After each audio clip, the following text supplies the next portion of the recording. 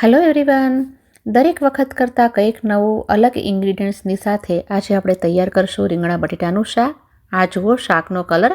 દરેક જગ્યાએ અલગ અલગ નામથી પણ ઓળખવામાં આવે છે અને બધાની કરવાની મેથડ પણ અલગ હોય છે.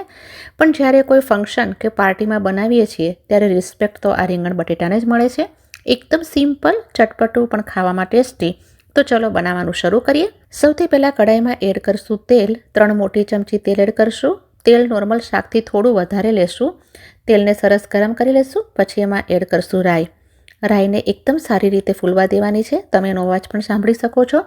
દરેક બાજુએથી એને ક્રેકલ કરવાની છે અને એના પછી જ એમાં એડ કરશું જીરું. જીરાને પણ સરસ રીતે ફૂલવા દેશું.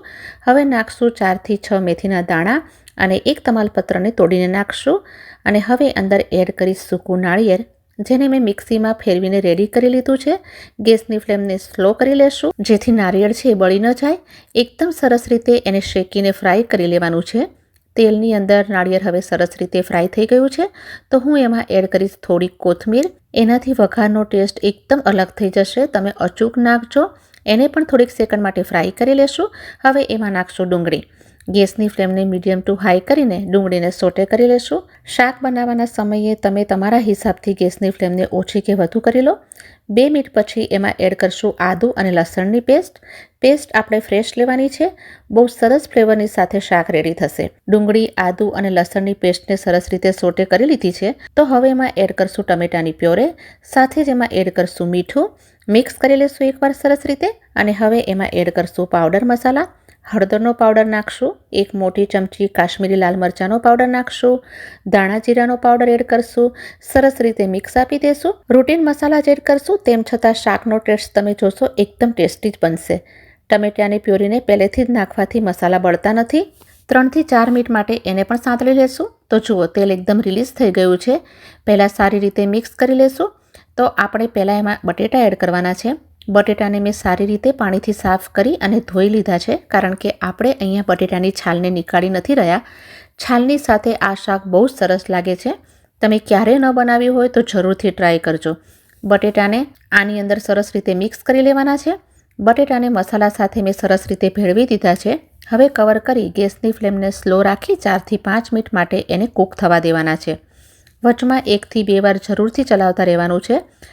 5 મિનિટ સ્લો ફ્લેમ પર બટેટાને રાખ્યા હતા અને વચ્ચે મેં એને 2 થી 3 વાર ચલાવ્યા પણ હતા. 50% બટેટા ચડી ગયા છે. મિક્સ કરી લેશું ફરીથી એકવાર અને હવે એમાં એડ કરશું ગરમ પાણી. ઠંડુ પાણી નથી નાખવાનું. તમારે જેટલો રસો જોઈએ એ હિસાબથી પાણી એડ કરો. એની સાથે જ એમાં એડ કરશું ગરમ મસાલો. વધારે એડ નથી કરવાનો. અને દરદરો ગ્રાઇન્ડ કરેલો શેકેલી સિંગદાણાનો પાવડર નાખશું. અને તરત જ રીંગણાને પણ એડ કરી દેશું અને એક મિક્સ આપી દેશું. અત્યારે આપણે આટલું જ પાતળું રાખ્યું છે કારણ કે એમાં આપણે શેકેલી સિંગનો પાવડર પણ એડ કર્યો છે. હવે ગેસની ફ્લેમને સ્લો કરી લેશું અને કવર કરી અને 5 થી 7 મિનિટ માટે સરસ ચડવી લેશું, જેથી બટેટા પણ સરસ રીતે ચડી જાય. પણ વચ્ચે વચ્ચે એને ચલાવતા રહેવાનું છે. જો તમને શાક થોડું પણ વધુ ઘટ્ટ લાગે તો વચમાં તમે ગરમ પાણી એડ કરી શકો છો. 7 મિનિટ પછી તમે જોશો તો શાક એકદમ સરસ થઈ ગયું છે. મિક્સ કરી લેશું.